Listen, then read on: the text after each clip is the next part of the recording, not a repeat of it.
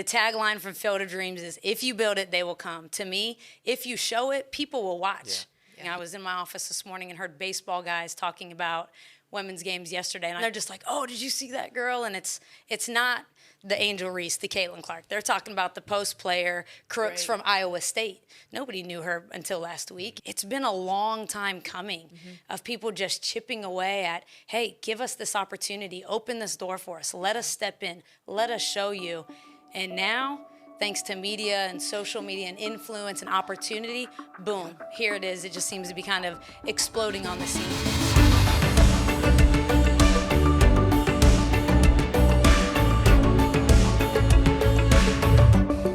Welcome back to another episode of BeyondU. Today we are having a conversation about the rise of women's sports. It is March, so therefore March Madness, it makes perfect sense. And so we've got none other than our very own Coach Heidi Messer.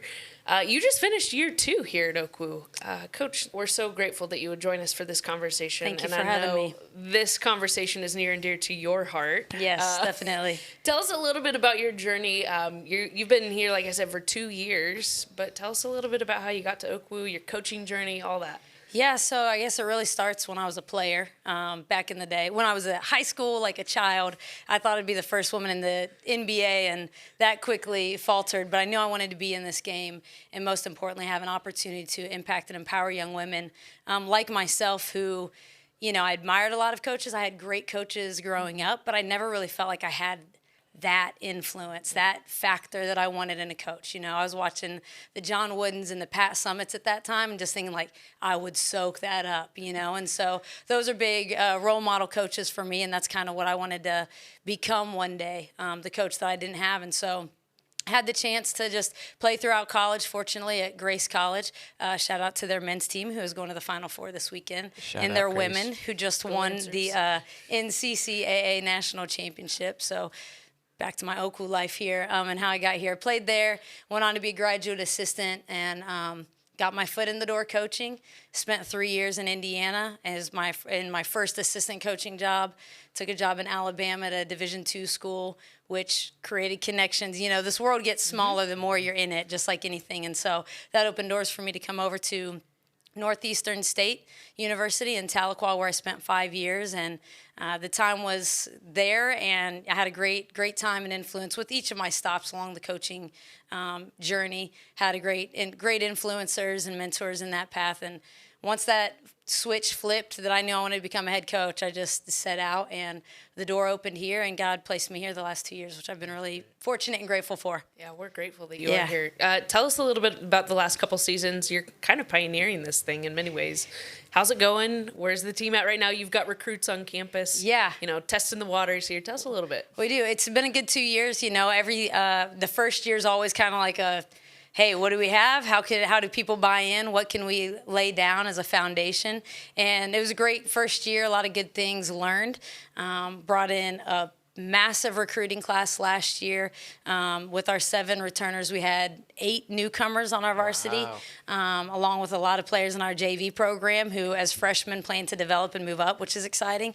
So it's been a big year of change, which is almost kind of like year 1, part 2, because you're laying new groundwork with a whole lot of people and kind of implementing a system with newcomers. And so it's been really good. We didn't quite have the record we wanted this year, but I think it took us a while to find that on-court chemistry with our newcomers. And fortunately for us, I think our second half of the season, the second semester, was way more successful than the first, and I think we saw a lot of growth and development there. So we're ready to build on it as much as we can here in the spring, and then continue on next year for the full season. So we're excited about that. Well, we're stuck in the middle of March Madness here, and I know we need to think about timing when this podcast will be released, but a quick check-in on the brackets. How are our brackets looking? We don't need to drop names, but generally, how are we doing? My Elite 8 is still intact, and I know we're heading into Sweet 16, so I don't expect to let that statement of my Elite 8 being intact linger much longer. But I'm okay, which is weird. All right. Coach, how about you, men's and women's side? Both are doing well. I think my women's side is a little more intact than my men's side, which is fair considering that's what I've been watching all year. But, you know, the upsets are here, and, you know, after about the first hour of March Madness on Thursday and Friday on both sides, I'm like, well, bracket can go out the door. Yeah. Let's just have a good time. Who And needs I'm that here. bracket? I'm here for the upsets and see how people go. So they're doing okay. Yeah, if this tells you anything, my 4-year-old son Jack, his bracket is destroying mine right now. So that tells you about how my It works. bracket looks. Right My now. my sister-in-law is beating me, and she picked her teams based on locations she would most Oh. like to visit. So That is one philosophy. I was like, that's fresh. I hadn't heard that before. I'm here for it. Yeah, It's like the best 5 days of any basketball fanatic's life. It's just this March Madness. You've got the women's and the men's side going 5 straight days. It's like It's about the just- only yeah, time of the year you can find me pretty much laid up on a couch from 11 p.m. or 11 a.m. to 11 Yeah. p.m. Not feeling guilty about a Yeah. single thing. Like, Yeah. this is what I'm meant to do right here. I love so, it. yeah. Well, I'm excited for the conversation too. I know we'll talk about women's basketball, obviously, Coach, with your expertise, but more broadly too, just about women's sports. Yeah. One of the things Tori and I were talking about, and I think she was chatting with you about, was the difference in prices between the men's Final Four and the women's Final Four this year. And there's been this tremendous rise in women's basketball, right, the last couple big years time. or so. So give us your take. What's your take on the level of support for women's basketball right now? I'm here for it. I'm happy to see it. I'm thrilled to see the growth of our game and just the popularity of our game really rising. And across women's sports, like we said, I was sharing with Tori beforehand. I said, whenever this conversation has come up in the last couple of months and even throughout the year, I've been just telling people, like, if you've seen Field of Dreams, a great movie. the tagline from Field of Dreams is, if you build it, they will come. To me, if you show it, people will watch. Yeah. People are watching women's sports because it's been on this year. It started last year. They found some storylines to create around LSU, and Caitlin Clark's been a big factor. And just, you've had different factors, different storylines, different characters that they could build popularity around. And then it created this avenue of like, okay, well, let's show it a little more. And this year it just seems like it is booming. I was in my office this morning and heard baseball guys talking about women's games yesterday. And I just poked in. I was like, love to hear it, Yeah, fellas. This is absolutely. good stuff. Yeah. Yeah. And they're just like, oh, did you see that girl? And it's not the Angel Reese, the Caitlin Clark. They're talking about the post player, Crooks Right. from Iowa State. Nobody knew her until last week. I mean, Stroke well, not 40. not many, right? Not many, Yeah. but now they've learned about this freshman post that just boomed onto the scene. Now these baseball guys are watching it. And so it's exciting to see across the board. Well, and there's some data right now that's showing that viewership is up 60% in women's sports alone. Even to the point where the game where Caitlin Clark, just kind of honing in on her story here for a minute, when she was slated to pass Pistol Pete's Pete Yeah. Maravich. record, the viewership of that game alone was, astronomically higher than any other, not only women's game, but men's games too, this season alone. And I think central in this conversation is this concept of influence too. Mm-hmm. So not only is viewership up, because to your point, if you show it, they'll watch. Yeah. But what about her influence? What about the Dawn Staley influences? What about the Kim Mulkey? Or even if you're jumping into other sports like Patty Gasso and what her Sooners have been doing for the last few decades. Like, It's unbelievable. what is it about these key influencers that are really helping to shift the tide here? I think you got to take it back. Dawn Staley, a lot of people are learning about her and watching her. I watched Dawn Staley on the Olympic team Yeah, when I I know was she's playing. Yeah. a kid. She's been the point guard that I watched and wanted to be like when I was growing up and modeling my game after a women's player. She was one of those initials, right? You had the Pat Summits back in that time, and Gino. They've been on that women's side for a long time. Take it across to tennis, right? You had Billie Jean King. Women's soccer. You've got the new stadium in Kansas City, solely for women's soccer. first of its kind. The first of its kind, like in the United States of America, which has been that's been a male-dominated sport. But you've seen the U.S. women's national team has been are more successful, particularly in the last few years. You know what I'm saying? But you take it back to the Abby Wambachs and the Megan Rapinos and whatever Mia people Hamm like back or in the dislike. day, Mia Hamm, it's been a long time coming of people just chipping away at, hey, give us this opportunity, open this door for us, let us step in, let us show you. And now, thanks to media and social media and influence and opportunity, boom, here it is. It just seems to be kind of exploding on the scene, but it's Yeah. really been a snowball effect over sure. 30 years, I think, And I guess that's one of the questions I have. I mean, for you, coaches, is there one thing or two things maybe that have kind of pushed the door wide open, because we've seen this explosion in women's growth. I mean, can you point your finger to anything in particular that just kind of pushed things over the edge to the degree that they are now? You know, I feel like it's just been the consistency, and because of having avenues to speak on or speak out in, you bring X to the table, Instagram, you know, Right. all the media influences, voices are being heard, things are being seen. You know, it was the year after COVID, women didn't have a weight room at their national Right. tournament. It was this makeshift, hey, here's some bands and some dumbbells in a hotel conference room. And then on the men's side, you saw this elaborate, well set up, like the whole deal. They went the whole 9 yards. And what did people do? They took it straight to social media, like, hey, look and see what this really looks like on the other side. Bet you didn't know. And then boom, people get exposed and the conversations start happening. Okay, now we can use March Madness for the women's side. It's only been 2 or 3 years that they've actually allowed the March Madness phrase to be used on the women's side, which is crazy. It's March, it's Madness, it's basketball. It's both sides. Why was that a gender specific thing? But it was, you know. So I think it's just been consistent efforts over time Yeah. to me. Well, and it feels like the cultural tide is shifting in this too. So not only is it people consistently giving their voice to it, but it's consistent attention to the matters and addressing. I think you bring up a great point with the 2021 bubble. Like everyone was in these isolated bubbles, post-COVID, playing the same game with just this disparity between the amenities. And so when we think about not only not the public, but the constant attention to the disparity, like, what still needs to be done? Like, what still needs to be shared to continue to close the gap? Because we'd be insane to think that the gap is closed, that it's even, because it's not. No. So there's still consistent, you know, attention that needs to be given. What still needs to be done? I mean, I think it's just, again, consistent time and effort, and then equality from the overarching parties, right? You've got the NCAA, who's the governing body over all collegiate athletics. Well, where are they really funneling their time, money, and attention? Yeah. Okay, so, I mean, that's pretty obvious. And that, you know, and basketball is a fortunate one. You know, there's a lot of other sports that could be like, but you even see volleyball on the rise, softball, obviously, thanks to Oklahoma and their dynasty, that's kind of been on the rise. You're starting to see different things. Yeah, I remember that Nebraska volleyball game where they had 90,000 In the stadium. I mean, unbelievable. Yeah. Yeah, when doors of opportunity open, people recognize it and see it.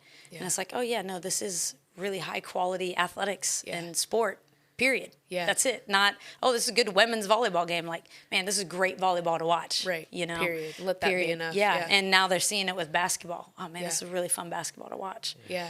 So. No, that's good. Yeah, I'm curious to coach your thoughts. I mean, obviously, so much of the story around women's college basketball this year is Caitlin Clark and her ongoing story and what she's done at Iowa. So, you know, I think some shifts culturally happen when the stage is set and you have a dynamic personality like that or an incredible talent like that that steps onto the floor. So talk to us a little bit, what influence has she had on this cultural public embrace of women's college basketball? I mean, I think she's just really become kind of iconic, honestly. She's become iconic in the right ways because of what she's doing on the court. It's so impressive. It's special. Oh, man, it's really wild to watch and to see live. And last year I was in Dallas at the women's Final Four and watching this game with, I mean, I swear half the state of Iowa was in Dallas last year for the Final Four. And just watching it with Iowa fans. Yeah. I mean, they're just over the top with it. But what she does is so special. It's a craft that she has focused in on and really harnessed over the years. And I think it's really awesome to see what she's getting as a result of it. And I think it's an honor for her to become that iconic player for our game. And that little girls are looking up to her. Collegiate girls look at her. Yeah. You know, you've got Alyssa Peely over at Utah, who's become an iconic Polynesian women's basketball player. Yeah. And we've got several girls who really enjoy that. You know, Rashawn Smith, she's like, that's my girl, coach. Like, and I'm like, of course, right? Like anybody with that similar background. So you've got different ones all throughout the country who are drawing in someone like them. Right? There's a lot of representation across the board for women's basketball. I think the beautiful thing about it is that it's diverse.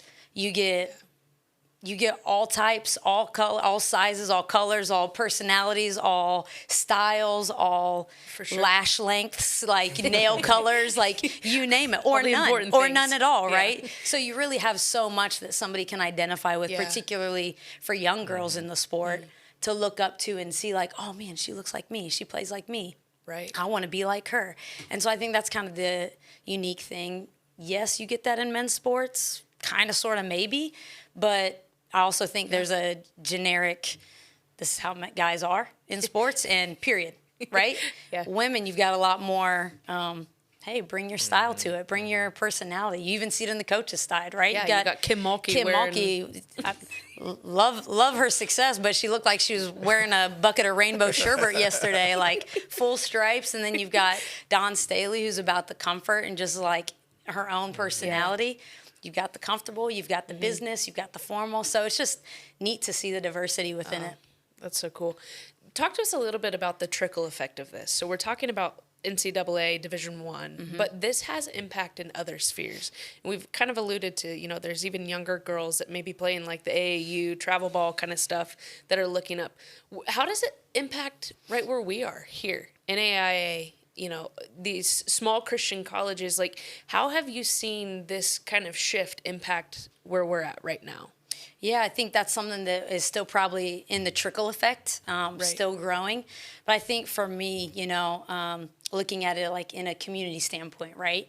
If people don't know about it, they won't come watch it. But once they know or connect, they're in the door, right? I think what we've seen, because of the visibility has increased with Division I athletics, people connect with a story.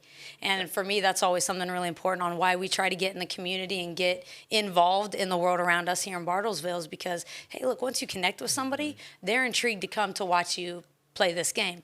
Then they see how good it is. Then they want to come back. And then it kind of grows. So we obviously don't have the luxuries of getting covered by ESPN and local, you know, all that stuff quite as much. So we have to make that effort to go out and be visible. But again, I think if you're visible and people watch it, people take note. They'll take note, come in, they get intrigued by it. For sure. Yeah. I remember, you know, growing up as a kid, I remember where I was. It was 1984, which dates me a little bit. I was 4 years old, so that tells you how old I am.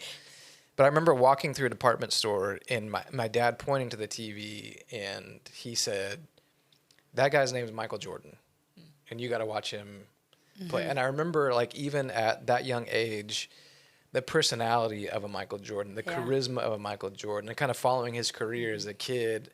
He was somebody who elevated the entire sport globally, right? So for you, Coach, when you think about like the landscape of women's college basketball or women's basketball or even women's sports, how important is it to have a dynamic personality, a Caitlin Clark or a Candace Parker or whoever it may be, that you kind of mentioned the power of stories. How important is it to have a personality like that to build around, to elevate the entire sport, do you think? I think it's the X factor. People connect with stories. Right? Like, people connect with stories. We want to know other people's stories. That's the game changer. It was the game changer for the NBA when Michael Jordan came to the league. Mia Hamm and the 99ers, that was the game changer for women's soccer. Little girls started playing soccer. Venus and Serena Williams in the tennis world. Oklahoma women's softball, right? And, you know, unfortunately, professional softball hasn't taken off, and once USA softball was taken out of the Olympics, it kind of hindered their growth. For sure. But now I think that's even coming back because of the collegiate landscape. Collegiate volleyball, you know, I think seeing people who represent or have a story that they can connect with, I think it's the absolute X factor for anything that wants to be propelled forward or move forward. You know, one of the things that has been so interesting, and kind of doing some research on this conversation, you look at someone like Caitlin Clark, who is just that dynamite influence right now in the landscape of women's college basketball. Her influence is going beyond the league that she's currently playing in. And so you've got the Indiana Fever, who have just not been great. I'm from Indiana, and I'll admit it. They've not been great for a long time. They're slated to have the first draft pick. She's slated to go to the WNBA. And because of this dynamic influence that she is, they're ready to receive her, so much so that the fan base now is is buying tickets at a rate that they're saying that their tickets have doubled, not only in quantity of tickets being sold for next season, but also in the price. So her influence is quite literally jumping like borders in many ways, in the sense of the league that she's in and the league that she's heading to. Which, having been to an Indiana Fever game, is a real blessing, and I hope they can get them off the fairgrounds and get them in a real arena, because that was tough. I was like, ooh, okay. So I think she really is. She's her ripple effect is innumerable. Yeah, you know, she's really touching. My parents live in Ohio. And they looked at going to the Ohio State game. Back in November, Mom was like, oh, yeah, I think I'm going to look up tickets and see, just see if there's any sold out in November for an end of January game. I mean, it went through the whole Midwest. And, her ripple effect is massive. Yeah. And I think it's really awesome to see what she's done. And so many others, she's the pinnacle name. For sure. But you've got the Angel Reese, Flage, you've got players all over the country, and then it gets into the coaches, and for sure, there's players popping on people's radars right now during March Madness. Like, oh, you didn't know about them yet, did you? Yeah. Your Middle Tennessees, your Crooks from Iowa State, players from the Pac-12, Kiki Rice and Charisma Osborne. There's just the names go on and on and on, and now again the visibility, people are seeing it, and it's just trickling outward and onward. So what do you say to the parent, or maybe even the player that might be listening, that is seeing these big names and seeing kind of their influence just sweeping culture right now? What would you say to the person that maybe they're not yet in college playing? Maybe it's the parent that's like, what team should I put my kid on for travel ball? Like, when it comes to the conversation of influence, what advice would you give to a player and or their parents when it comes to remaining faithful to the game, not being in it for just the influence, right? But like, there's just so many different directions I think we could take that. But like, what advice would you give? Well, I think there's a lot of levels of interest in the game. You've got, I kind of put it in different categories of like, you're compliant, you're into it, you're going to show up and do what you're told, but you're really not going out of your way to like grow yourself. Then you've got the committed that are like, yep, I'm there, I'm locked in, I'm early, I'm going to stay a little late. Yeah. And then you've got the convicted who are like eating, sleeping, waking, and working their day around, how do I get better at my craft? How do I grow? Yeah. And I think you got to figure out, who are you? Where on that spectrum do you fall? And it's different for everybody. Yeah. Caitlin Clark's convicted from the jump. It's very clear. Those are the ones who are like, it's in their blood, and that is what they want to do with their journey. And I think there's a lot of success can be found in the committed and above. If you're compliant, look, parents, if you got a compliant kid, just ask them if they want to play or don't. Like, don't waste your time or money, because it is becoming way too expensive to put kids in travel sports right now to do it for somebody who's just like, maybe I'll go. Yeah. Do I get cool shoes? Are my friends on the team? Like, don't do all that. But I think, you got to figure out what the real level is. I because of the growth of even the travel sports in the last 5 to 10 years minimum. I mean, that's a small window. It's been also evolving for a long time. I think you're seeing a lot of players who are in it because that's what they were doing. That was like the social thing. It was cool. They did love it. They've enjoyed it. Now it became so busy. I mean, they get to us, and I've witnessed the burnout level. They get here and they're like, oof, no, I'm tired of being that committed to a sport. And it's like, ooh, but now I actually need you to go up a level. Right. So, it's tough sometimes to find it at that level.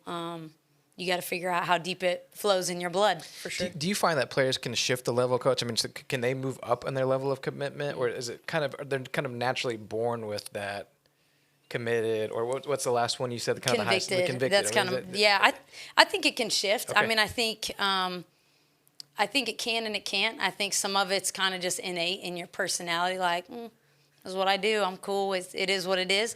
But then I think, opportunity, success can also instill a little bit of hunger in somebody. Yeah. It can kind of dig in and light a fire, and get somebody to really want to level things up. So I think it's different for every person, and that's the joy of coaching, is finding out, okay, what's our level of motivation? Yeah. Is it intrinsic? Is it extrinsic? What are our factors here that will draw you in to want to elevate yourself to that next level? Because being at the collegiate level, it is a level up, and so you got to have the ability to click in on a different path. You can't be great doing the same things you've always been doing, right? Yeah. If you want to be greater and experience new levels, you have to do things you've never done. And I think that's always kind of that tricky step sometimes, making that transition for them. Yeah. And the tricky step for you to manage, right? So I think if somebody like the stories of somebody like Kobe Bryant are legendary. Like his work, he was never a lackadaisical. I mean, he always been incredibly driven, right? Yeah. And for the coach to manage these different personalities and their different commitment levels is part of the deal, part of the trick. Yeah, it's a fun puzzle to piece together, and takes a lot of mental energy throughout the week. Like, okay, who was dialed in, who was not, what was going on in their life today? Did I miss something? What were they on? Were they off? Yeah. Were they thrown off by me, or were they just they woke up like that? And it's a lot. And for me, I'm a player's coach, so my relationships are really important to me, and our connections are important. So to me, knowing, okay, what's the story of their day? Because that can change from day to day too. For sure. They're 18 to 21-year-olds. They're not. Consistency isn't a thing yet for them, right? It's not a thing for a lot of people, no matter your age. But for them, they're still learning about those patterns and habits that will create growth and success sometimes. And so I think finding out each day, okay, what are we working with today? What do we got? Vibe check. Where are we at, everybody? I think it's important. Every day's a new day. Yeah. Talk to us just a little bit about, here in this environment of Oklahoma Wesleyan, obviously we're Christ-centered and everything that we do, including athletics, right? And so you're coaching a sport, a highly competitive sport, but in this environment where Christ is first. Talk to us a little bit about the dynamic of that, because in all reality, not every student that comes here, not every student athlete that comes here is here for the Christian atmosphere. It very well might be that some are just here because they got a scholarship to play.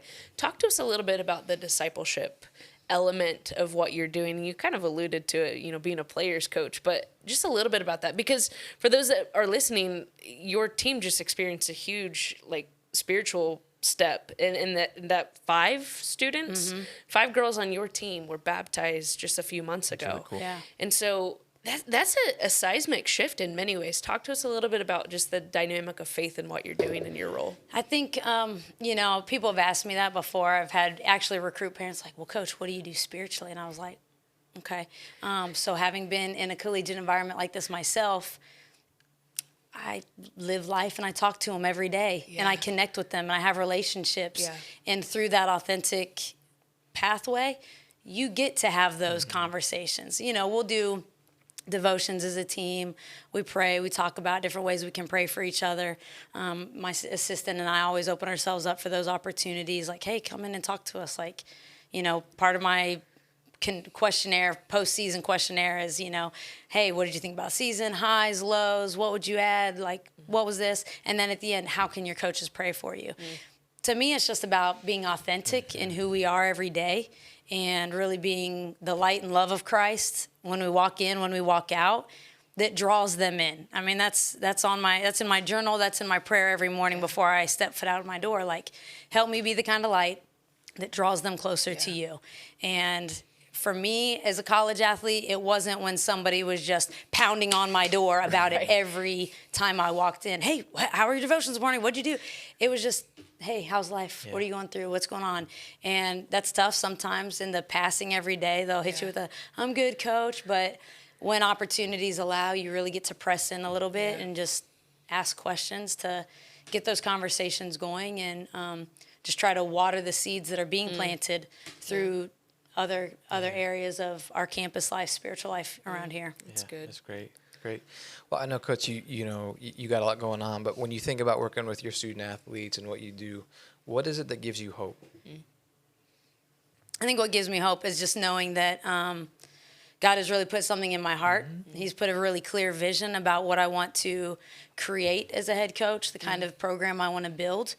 And a clear vision for me is to impact and empower young women, period. And that's the spiritual, that's the mental, that's the emotional. It's all intertwined.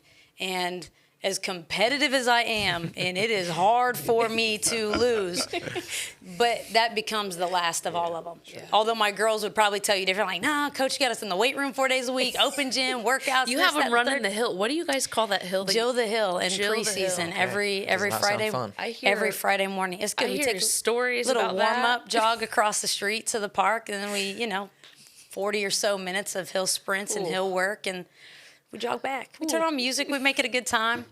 We Good try to time? make it I a good don't time. know. Yeah, It's that not a sounds good like a time good for time them. It's become that Friday thing that they're like, ugh. And it's the only morning that we really drag them out of bed early. So, but for me, it's just about, I'm always in constant pursuit of the vision. And for that, it is to see these women, young women, be influenced and empowered to walk out into the world ahead of them and represent Christ, themselves, their last name, their families, in a confident manner, where they know that at the end of the day, they have a hope that is greater than any physical thing in the world around us, and that's in Jesus Christ, that we can always lean back on that. That's our constant rock. And, to me, that's the hope, right? That's the driving hope. Like, win, lose, or draw, he's already won, so we're winning, that's good. right? And it's hard for us to find that in our everyday details and ups and downs. It's a roller coaster, but that's the thing we get to lean on, that is always constant, always steadfast, and a love that never fails. And to me, it's like, that's what I want them to know and see. So even on the hard days when they've failed things, broken up with somebody, their parents are mad at them, they overslept a class, they got to run 36s or whatever it might be, it's like, hey, at the end of the day, we got roofs over our heads, we got food, we got, we've got a lot of good things in front of us, and a hope that we can lean on. A creator who has a vision for our future and has plans for us. Yeah, so good. that's such a great perspective. So thanks for what you're doing here. Thanks for what you're doing to elevate just the visibility of women's basketball in particular. But thanks more importantly for honoring Christ, reflecting Christ, and pointing girls his way. I think that's incredible. So, Tori, anything else for you? No, this is fantastic. I hope your bracket remains mostly intact, both of you. Yeah, may your Final Four still be Yes. alive. Go with God, And my friends. if they don't, then let the upsets roll, and let's have a great rest of the That's March. right. Cinderella. Because I get real high on my bracket and then real high for the underdogs too. So it could go either way. But happy March Madness, everybody. Thanks, Coach, for coming on. Yeah, thanks for having me. I appreciate it.